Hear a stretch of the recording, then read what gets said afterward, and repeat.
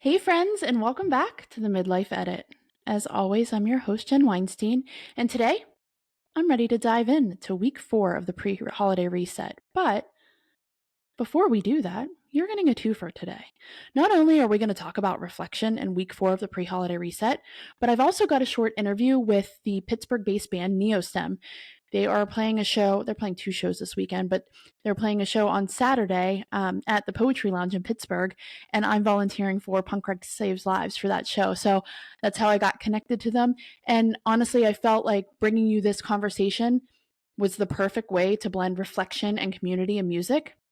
So let's get into the show. If you're new here, welcome. The Midlife Edit is where I talk about reinvention and taking up space and rebuilding our identity and navigating this chapter with a lot more intention and a lot less pressure. This isn't a midlife crisis. Crisis is not the word for this. This is our edit. This is our midlife comeback tour. And today I'm talking about the pre holiday reset, which we started 3 weeks ago because now we're in week 4. You can sign up for it in the show notes. It's always ongoing. It doesn't have to be around Christmas time, but I just thought it was a perfect time to bring this out. So, anyway, we're jumping into week 4, and it's all about reflection. So, I really wanted to spend a few minutes on that before we jump into the interview because reflection is one of the most underrated yet powerful tools that we have, especially around this time of year, okay? So, what is reflection? Well, let's talk about what it's not, right? It's not about being hard on yourself. Did you ever get grounded when you were little or sent in the corner for timeout? Like, oh, go reflect on what you've done. That makes you feel kind of shitty, right? And that's not what I want you to do here. It's not about tallying up what you didn't do. Reflection is about awareness. It's that honest pause before the chaos of the holidays where you check in and say, hey, how am I doing? What's working? What's not? What do I want to keep doing and carry forward? And what do I want to put down? Reflection is simple, it's grounding, and it's so fucking necessary, you guys. So here I am again, telling you what to do. Oh, reflect. Well, what the hell's that mean, Jen? Well, I'm going to give you some guided prompts. So, this can be for journaling if you want to journal, or just sitting and thinking about it, or your notes app, grab your notes app and write some things down, or even like a voice memo. Do you ever do a voice memo to yourself? Try it, it's fun. So, here's a few questions that you can sit with and ask yourself: where have I shown up for myself this month in ways that I normally don't? I'll tell you what, if you are a part of the pre holiday reset, then you showed up at least the last 3 weeks for yourself in ways that maybe you didn't before. Maybe this time right now is about taking care of yourself before you start taking care of other people. What surprised me about my energy or behavior during this reset? Did you find that letting go of things gave you more energy? Or what about breathing? When we talked about breathing, just those simple breaths, did it give you a little bit more energy or changed your behavior in ways because you were a little bit more calm? What about patterns? What patterns are you ready to release before the holidays? Is that always taking care of somebody else first? Or is it always answering back right away from a text message or an email? I don't want to say I'm bad at that because I think that people see that as a strength, but sometimes I answer back too quickly, whether that's a text or an email or whatever it is. Sometimes I don't put up the boundaries that I need. So that's a pattern that I'm ready to release. What do I need more of right now? Is it more help? Do you need to ask your partner for more help? Is it more exercise? Because we all know, Elle Woods told us, right? Exercise releases endorphins. Endorphins make people happy. Happy people just don't kill their husbands. That's Elle Woods saying that. I wouldn't. You got me. Okay. What do I need less of? Do you need less of the holiday parties? Like you're not obligated to go to every holiday party. Do you need less of the Christmas cards? Guys, you don't have to send out a Christmas card. If you feel overwhelmed or busy about sending out holiday cards, don't do it. And then lastly, what can you forgive yourself for? Can I forgive myself for being mean to myself in the mirror? Because I am a lot. Can you forgive yourself for overworking yourself?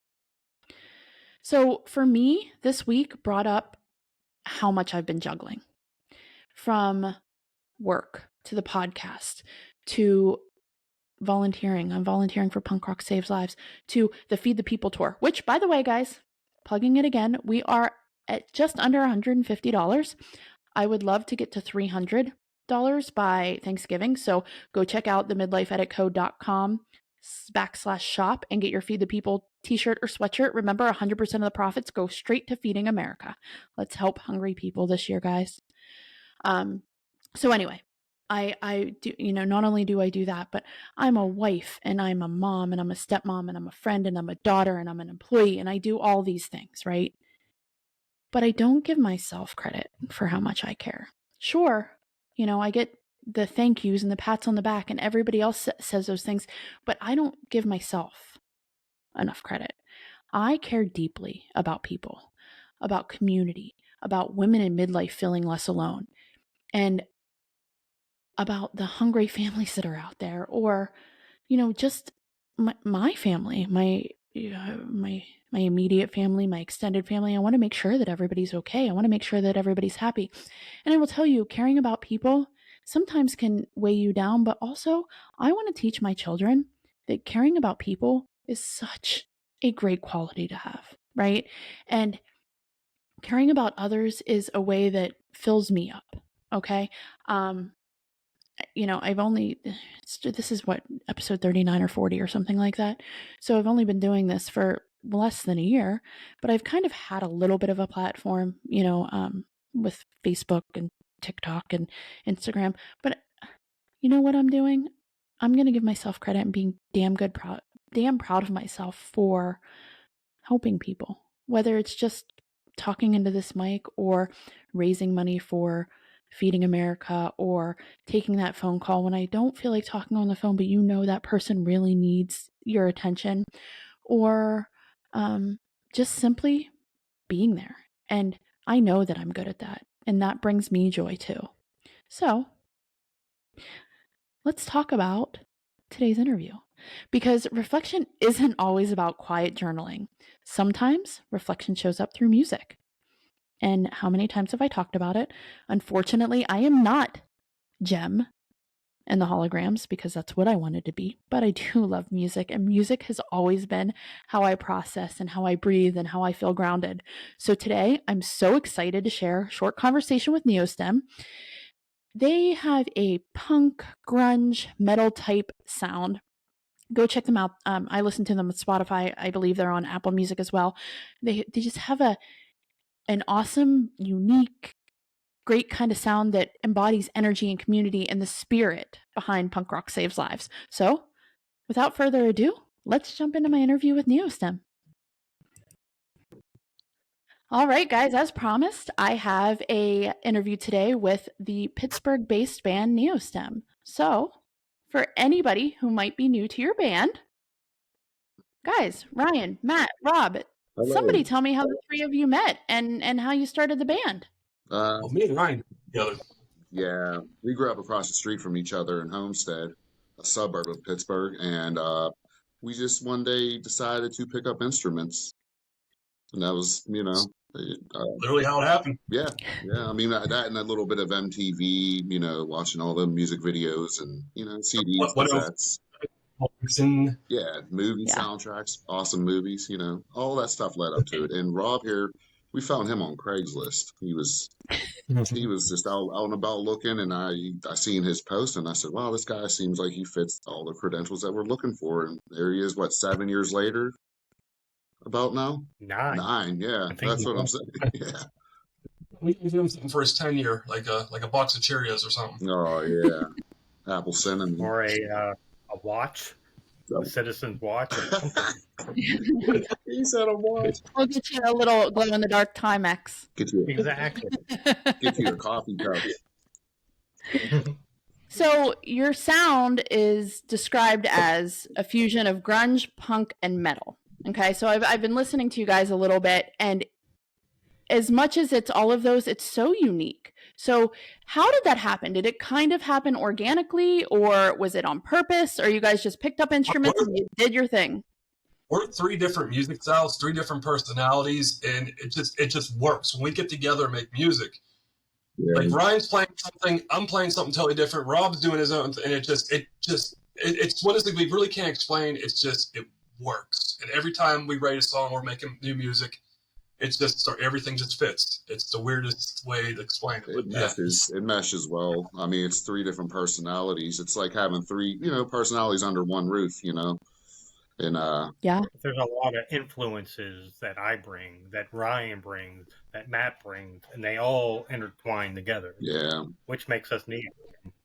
Yeah, I mean, it's definitely a different sound than anything I've heard, and I love music. I love all kinds of genres of music. I grew up in Altoona, Pennsylvania, but we had like a punk rock scene there, but actually they played shows. It was called St. Leo's, so it was like in this like church thing, but like it was the best. But your music just sounds a little bit different to me, and I dig it. I think it's fun. And I talk so much about music in midlife, and you guys kind of just brought up the next subject about how music is so subjective, right? So what you hear, Matt, could be something completely different than what Rob's playing and what Ryan's listening to and things like that. So being so different and having these different music influences and playing off of each other, how does it work? I mean, you say it just works, but like when you go in and you write songs, who writes the songs? Who, like, how if I was a fly on the wall when you guys are recording or writing music, what would that look like? Stuff. Well, usually it starts out with me, noodling around on the guitar trying to find a riff or a melody to go with the riff or vice versa. And then I walk in, I'm like, hey guys, let's give this a whirl, throw it through the blender. That's whenever all the ingredients start getting mixed in. So like I'm thinking of like a bass line the way that I would do the bass line, but see, Matt's completely different. So he is more like a lead bass player rather than a rhythmic bass player. Like he plays more melodic. You know what I'm saying? He's not just playing the riff. You know what I mean? He's doing a lot. I call him Mr. Busy Fingers. And Rob, he's so steady. He makes it flow. So because when you got that heartbeat, and that heartbeat is pumping, that blood's flowing, and that's how we get these songs pumped out. We got about 54 songs, original songs. That's incredible. Ryan writes stuff. I'll go, Ryan, what chord? It's important that each of them don't sound alike. So whether it's a different drum beat, different bass line, different guitar riff, we really try to be original as possible. Yeah, definitely try not to. Yeah, like Rob's saying, we try not to collectively write the same music as the last. Try to progress forward. Because like the way I look at it is, if you're stuck in neutral, then what I mean? Then what's the sense of even doing it still? Then if you're just stuck in neutral with it, and you're just gonna be playing the same songs. And when you write a new batch of songs, it makes practice so exciting because you don't know how this is gonna turn out, and that's the exciting part of it. Because we record everything, and then I'm listening to it afterwards. Man, I got smile ear to ear. I'm just so happy with the turnout of it. All the time. And we've shelved songs because they sounded too similar, or we've broken them apart. And like when new ones we're working on, it's a piece from an older song, and we just brought it back because it works now with what something else we came up with before. Kind of like exciting. I mean, one of the songs that we have, I was 15 years old when I wrote it, and I just said, hey, let's do it. And another one that My Varium, which will be coming out sometime. Another old school riff, just when I was a teenager, just brought it back as an adult. I love it. And I'm sure that it's a lot different in your mind from when you wrote it as a teenager to now. It means maybe some different things, but man, that's so cool. I wanted to be Jem from Jem and the Holograms when I grew up. I never wanted to be a teacher or an astronaut. But guys, I cannot carry a tune to save my fucking life. Like I cannot sing worth anything. So I can tell stories, and this is the second part of my Gem dream, I guess. But I love hearing that stuff and how you guys come up with the music and how you work off of each other, and it blends and it works, and that's so fun. Is there a song of yours that you think that maybe somebody's told you, maybe a fan's told you a way that they interpret it, and you're like, whoa, that's not what that song's about at all? Like Vincent No? Pete, someone said it sounded like Green Day, which I don't think it sounds like Green Day at all. I don't hear that at all. Vincent Pete either. No. But it's more like a rockabilly song to me, but other, like you said, other people interpret it a certain way. Yeah, I'd have to sit there and say, well, usually people, once I explain the lyrics to them, then they get a better, concept of it. Like in Driftwood on Dry Land, everything I said, I meant I'm lactose intolerant. And people are like, wait, you have stomach issues? I'm like, no, you're lactose intolerant in life. That's a vitamin you're being. You see what I'm saying now? And it's because it's called Driftwood on Dry Land. And what we are all the driftwood on dry land. That's it, because we all float like driftwood in the river. Yeah, that's so funny too, because they interpreted it, the lyrics completely different, and there's been songs, I mean, throughout history, or like, and you can hear about it, or people tell you a story where, oh, this song really saved my life, and then the artist is in the back going, really, because I wanted to shoot my neighbor when I wrote that song, or something stupid like that, and I love it. So I found you because I'm volunteering for Punk Rock Saves Lives. And Matt, you and I had talked about how you try to get them to come to whatever venue that they can. How did you guys kind of get in with Punk Rock Saves Lives, and what does it mean to you that they're coming to your shows and getting the word out in the community? Okay, well, my girlfriend Amanda, she follows them on the social medias, and we were at Porky's seeing Royal Honey and the Cheats. And one of them the guy just, knew who she, said, hey, how you doing? And then mentioned, well, how'd that work? We just asked them to come out, and they just put in their calendar, pretty much. Yeah. And then we started talking and like what they had to say, and what the organization was about. So we had them come out to the show. Yeah, so and we always we give them the open. We always give Punk Rock Saves Lives any show that we put on ourselves that we're booking. We give them the open invitation to come out.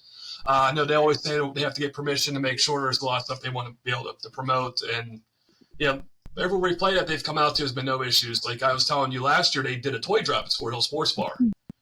Which was really cool. And they came out the last time we played poetry, and now we're going to be going back to poetry. We wanted to get them in at the Club Cafe, but it was still, when I booked that show, Club Cafe just started booking shows again. So they weren't sure the reception on that. So hopefully if we go back to Club Cafe again, hoping we do go back to Club Cafe after Friday, get them in down there too as well. So what does it, I mean, they do a lot, right? But on my end, I kind of got into the Punk Rock Saves Lives for the mental health aspect, and particularly, and I'm talking to 3 men, but particularly for the men's mental health aspect, because I talk a lot about women's mental health and how, women need to show up for themselves before they can show up for each other.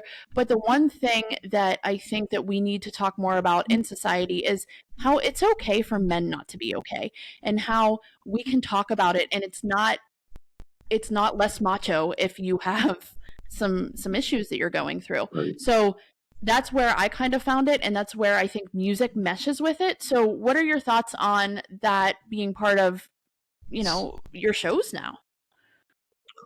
I mean, the more the merrier of it. I mean, mental health is a real issue. It's a real problem that we have in this country. And yes, it feels like men feel like they hide it because they're afraid to feel weak.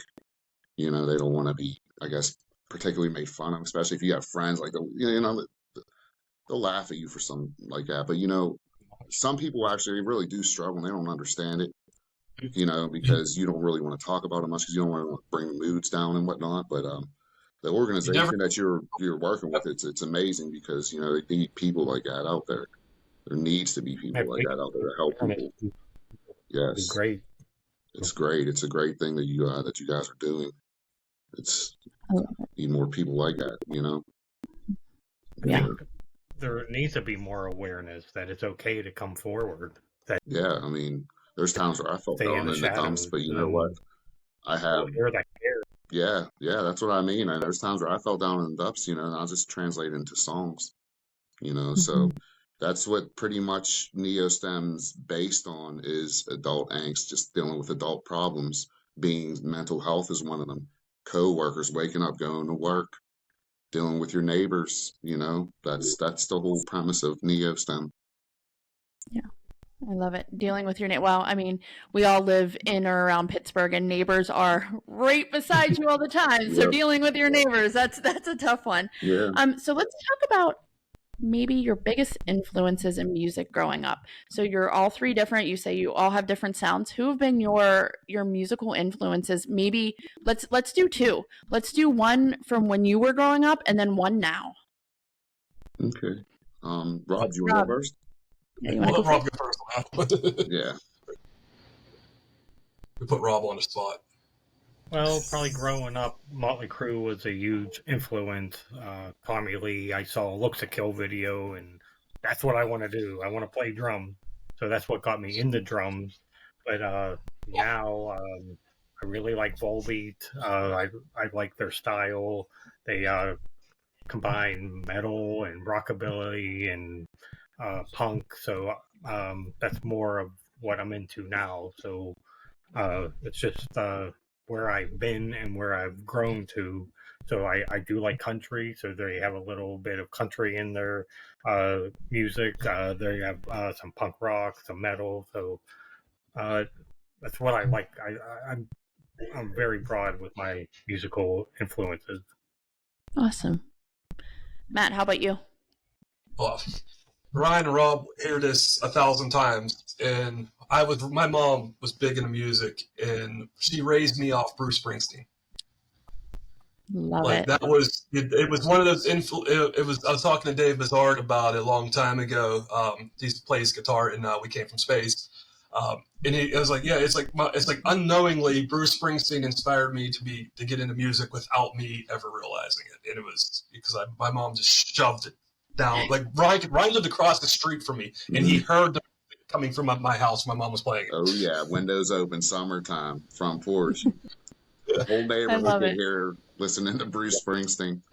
But now it's a whole bunch of different stuff. As I really dug into being a musician, it's like a lot of stuff. It's like heavily bass driven.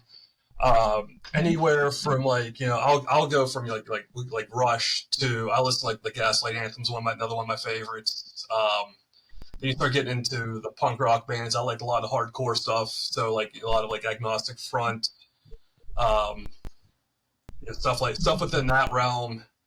And then I also like Rob. He goes off different genres. Like me, I also listen to a lot of Japanese rock bands. My girlfriend, when she's driving in the car, goes, "We can listen to music that has English in it." But I like it a lot because they like the Japanese rock bands. They fill their music in a lot. There's a lot going on, and I think I bring a lot. I used a little bit of that influence in with Neostem, trying to see where I could fit an extra note in, extra slide in. Oh yeah. Awesome. How about you, Ryan? I knew his events were going to come to me. Well, let's see. When I was growing up, I listened to the oldies a lot. My old man, my parents listened to the oldies, so there was just a very, just a variation of artists from the oldies. I like a couple of them are locals, like Lou Christie and the Vogues, and the Beatles, obviously, and I love the Doors. Huge fan of the Doors. They're amazing. But then as I got older and I started skipping school and watching MTV more, there was this neat little band called Nirvana on there, and they had this amazing video called "Smells Like Teen Spirit." I seen that video, man. It transformed my life right then and there. I was like, damn. I was like, I have to do that. I have to do that. And at the time, my old man, he passed away at a young age. He was really sick at that time too. So I needed something to really occupy my time. And I wasn't going to turn into doing drugs or anything like that. So I found the best drug in the world, the guitar. I love that. Is Nirvana still one of your bands right now? I just watched actually over the weekend the Kurt Cobain documentary. That was freaking great. It was so well made. It was a very nice documentary. Yes, they're so huge, man. If you come in our practice space, that's all their Nirvana posters up. But they're not even mine or my girlfriend, so she, it's one of the reasons why we got together because she's a big fan of theirs, and I'm a huge fan of theirs, and yeah. But awesome. Yeah, I'd say that's my main molecule. is Nirvana. I love that. So I have to ask this question, and I told when I had Jarrett Reddick on, I told him the same thing. One of my favorite things in the world is when I'm in a bad mood. I love when punk rock, like when they have the punk rock goes pop, like those albums, and just the cheesy music that you hear all the time on the radio, but then there's a punk rock spin to it. Do you guys cover anybody at your shows? Oh, we got an interesting one that we cover. The 80s new wave one too. New wave. We actually, if you come to our shows, we'll pull it out. It's "Hold Me Now" by the Thompson Twins. I love that. And I remember we played it at the Millville Music Festival a few years ago, and Billy D from Build a Scene was taking pictures. And I'm wireless. I run around. I'm standing on a chair, and I see this elderly couple, and they're dancing to it. And I'm trying to get his attention to get a picture of them. And he was saying the miscommunication. He didn't know what I was trying to get him to do because Ryan's singing, so I didn't want to, scream over him. Publicly speaking, Matthew, I'm a public speaker, not a singer. We discussed this. Yeah, but it comes out of left field. It's like a song nobody would even expect after we play all of our stuff. Nobody in the world would think Thompson Twins. Who would think the Thompson Twins "Hold Me Now"? And on the Florida Poetry Show, that's Amanda and Sean Shevel both singing that song. Love it. I can't wait. I'm so excited. I'm excited to see you guys, but I do love that, like, because you're just in the moment in your own music, and then all of a sudden you bring out something that, like, everybody's like, what the hell just happened? This is amazing. And we totally made it our way too. Like, I set it up like as Neostem for, the style of Neostem. So it's not done exactly to the T of the Thompson Twins, but it's pretty damn close. That's how I figure, do covers, try to do it to your band's critiques, not as, as the original band does it. But yeah, that's awesome. That's so awesome. So my episode this week is about reflection, and I talk about how reflection isn't bad. Like, when I was younger, I would, your parents would send you to the corner and say, go reflect on the things that you've done. Mm-hmm. But reflection to me is necessary, and it's about learning from where you've been. So when you look back on your time with the band, is there a moment that taught you something big about yourselves? Let me see. Well, anytime I see people grooving, that right there, that's like a story in itself, and it's funny too because you can see people, they groove harder to certain songs, and then they ease up on some, and then they just go really all out, and that's always been a great thing. And then there's times where people have come up and talked to me, and it's just such a great feeling to reflect on. I don't know. Yeah, Matt, you get it.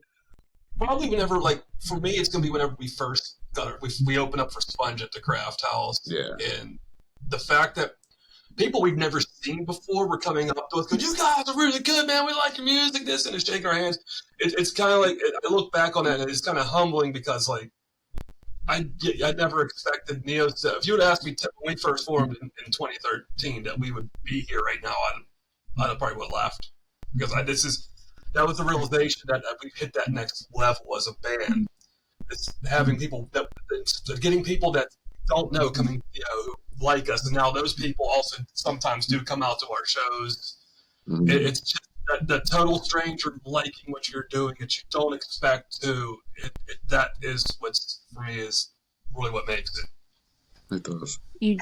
You just don't know whose life you're changing by singing a song, and it's amazing. And I think that musicians are not only entertainers, but, like, you're really a part of people's lives, right? Like, you really get into the nitty gritty of their feelings and everything else. So I love that, and I hope you guys keep doing what you're doing for a very long time.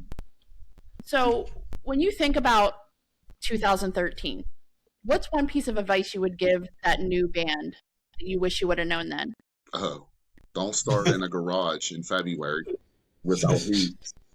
Yeah, we played the garage in, like, our original drummer's garage, and it was really cold in the wintertime. We played 15 degrees. And then in the summertime, it's like 100 degrees. We're like drop, you were just sweating. Find an adequate climate-controlled practice space. Yes. It's good for your health and your equipment.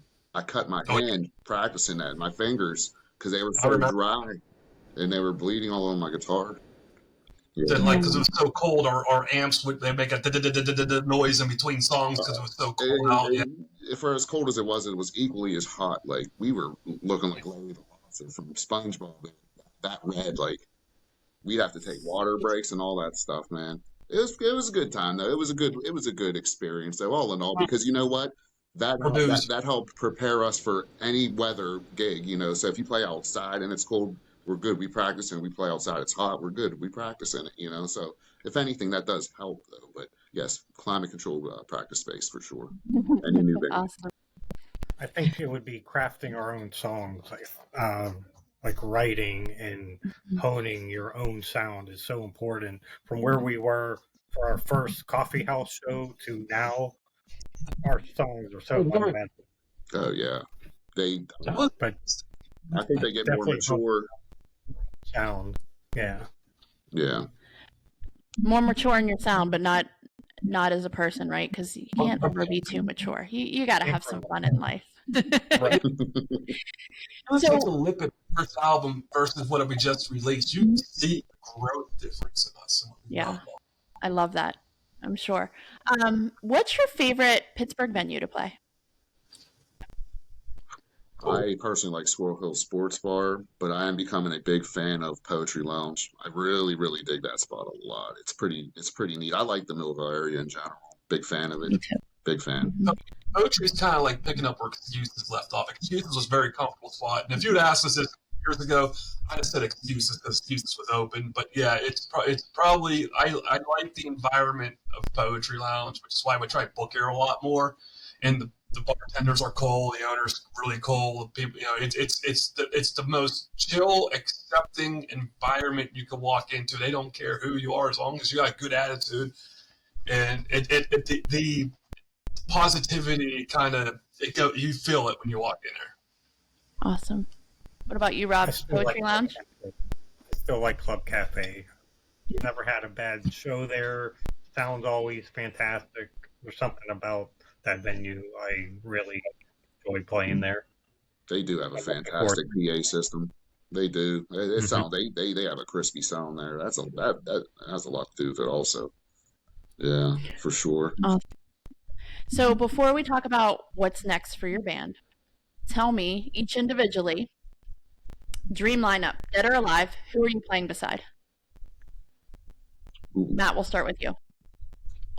Well, obviously on drums, you want the best of the best. Neil Peart on drums. Guitar. Ooh, I have to pick one guitar player. I'm just going to go with All Dead. Just give me Dimebag, because I think I can keep up with him when he's playing. Good one, Dimebag. That's a good one. Yeah. Rob, how about you? Well, gotta have Freddie Mercury on vocals, Eddie Van Halen on guitar, and Michael Anthony on bass. So almost Van Halen. Queen Halen? Yeah, Queen Halen. How about you, Ryan? Well, obviously I'm going to go with Dave Grohl on drums, and I will go with Cobain on vocals. I would be a rhythm guitar for sure, and bass. I don't know, man. Les Claypool, he's pretty dope. Awesome. He is. I love it. Look, you guys just created your own fantasy lineup right there. Oh yeah. All right. Well, before I let you go, oh me? Oh gosh. Listen, I am a sucker for Janis Joplin's voice.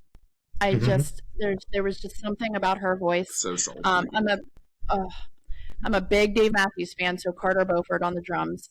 He's just he's dope. Yeah, he is. Yeah. Yep. Tim Reynolds is an amazing guitar player. But I kind of like a little bit of everything. So it would just depend on what my mood was that day. Right. Honestly. I mean, I change. I mean, you can ask my husband how my mood changes. Hour to hour, but same with my musical influence. I mean, my first ever concert ever in my entire life, I was 11 years old, and it was the Clearfield County Fair, and I saw Criss Cross. Oh, Criss Cross. Like, yes. Not Chris, like the rappers. Yeah. Oh, yeah. Yeah. And then the very next year, my dad took me to see the Eagles. So, like, it was over. Like, music for me, I was just like, okay, I love all of it. That is a spectrum right there. Chris Cross, too. Woo, man. I remember back in the day, the whole jump. Daddy make you jump. Yeah. That song the was, backwards pants and the one thing off the overalls. That was smoking back in the day. They were signed by they were covered by Jermaine Dupri, if I'm not mistaken. Yeah, I believe you're right. Yep. Fun times. All right, guys. So tell me what's next for Neostem. I know that you have 2 shows this weekend, but kind of going into 2026, what does that look like for you guys? More shows, more recording. Yeah. We actually recorded 2 songs earlier. We released one song called Glum. We have another one in the chamber called Lackluster, and we are going to go back. Our buddy Johnny just had a kid, so he took some time off. So we're going to hit up the studio sometime, and we're going to grind out probably what I thought was going to be an EP. I think it's going to end up being an LP. I don't know, because the songwriting is getting like more songs. What's that? Razor, you got one. Excellent. Yeah, that we got a gig next week, the day before Thanksgiving, and then we have 2 in December. 3 in December. No, December. STEM. Yeah.